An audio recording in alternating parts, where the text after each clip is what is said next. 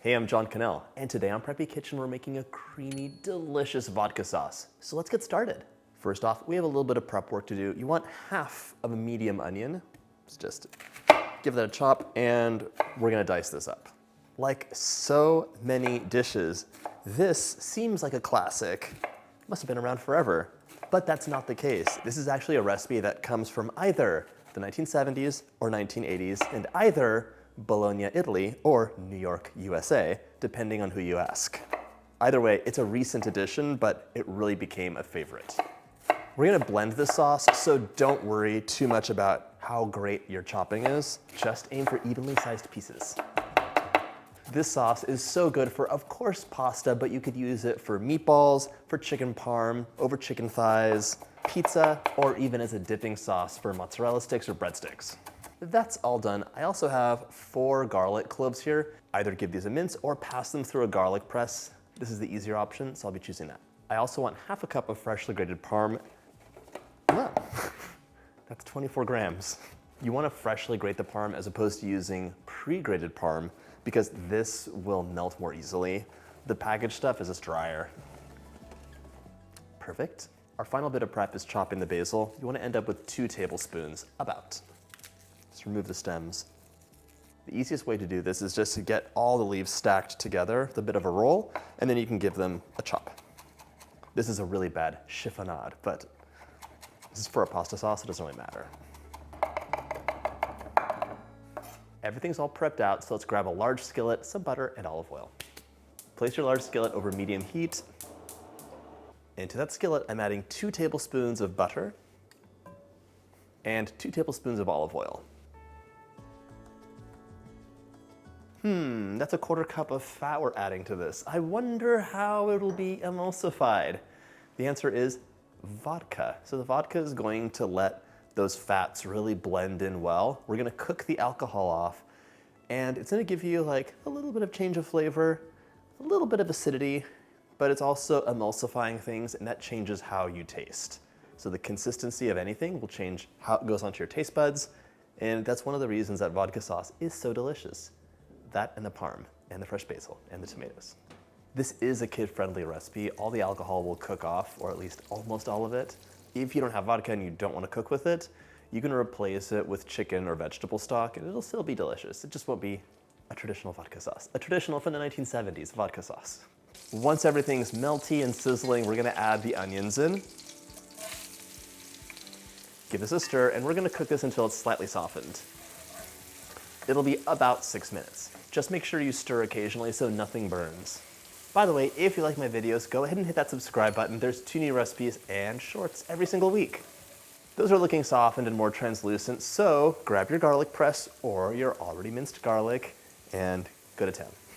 This isn't related to the recipe, but in case you're wondering, you can also use a garlic press for ginger.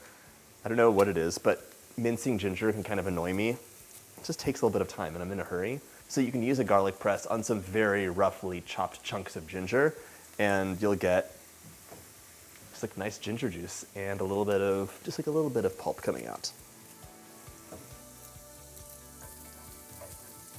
We're gonna cook this for an additional minute before we add our tomato paste in.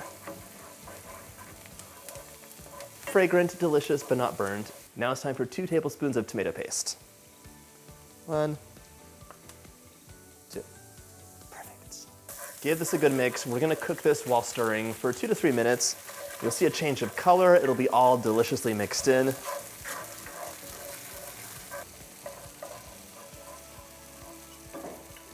This smells so good right now, it's crazy. The tomato paste really has like just that lovely concentrated pure tomato flavor, so it adds a lot.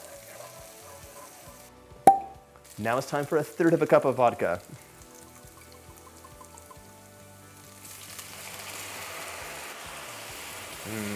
Give that a good stir, and use your wooden spoon to catch any of the brown bits at the bottom of your pan. I'm gonna reduce this to a simmer right now, and let it simmer away for about 3 minutes until the vodka's cooked off. This recipe only has a few ingredients. You really taste everything that's in there, so try and use like a really nice tomato paste, the best canned tomatoes that you can find, and if you do those simple things, this vodka sauce will be so delicious. Okay, the vodka cooked down. We're gonna add one 28-ounce can of whole peeled tomatoes.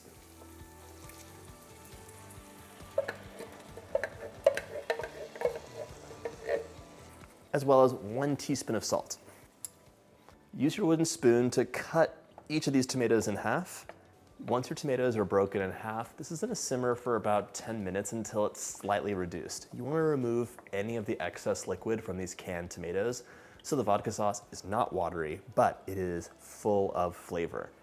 Don't worry if this hasn't broken down yet because we're gonna blend it. Just stir occasionally. It's been 10 minutes, so take this off heat and grab a blender or an immersion blender if you prefer. Super hot, so be careful. Use a ladle and a trivet. And as you can see in the background, I have some water coming to a boil that's been well salted. And I'm just making a batch of pasta for this. If you're making this for pasta, now is a good time to start it. Otherwise, disregard. Carefully ladle this into your blender.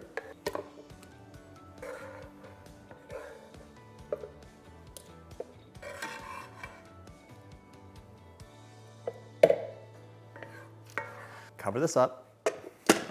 Remove the center vent. If you don't do that, this could just explode off, which is not fun.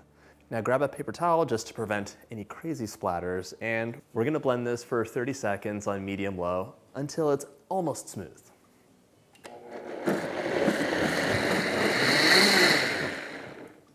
Pour this back into the pan.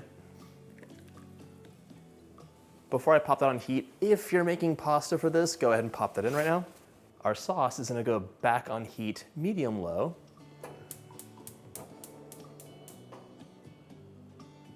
This tastes delicious, but we need some balance. We need some freshness. Half a cup of heavy cream will do just that. Stir the cream in. Once your cream is fully mixed in, you want this to come to a low simmer, so just wait for those first bubbles to appear. It's bubbling up, let's add our parmesan. Don't forget your chopped basil. Give that a stir to get it started. For a little bit of heat, I'm adding about 1/8 of a teaspoon of crushed red pepper flakes. You can add more if you want it to be spicier. And a 1/4 teaspoon of cracked black pepper. Stir your vodka sauce until all the cheese is melted, and then it'll be ready. Your vodka sauce will keep in the fridge for up to 5 days, or you can freeze it for up to 3 months. This consistency looks perfect to me, but if your vodka sauce is gonna be for pasta, it might get a little bit too thick just because the pasta will absorb water from the sauce.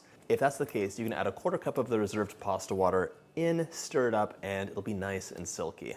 The cheese is all melted. I'm taking this off heat. Transfer your vodka sauce to an airtight container if you're storing it, or use as desired. And just like that, it's ready to enjoy.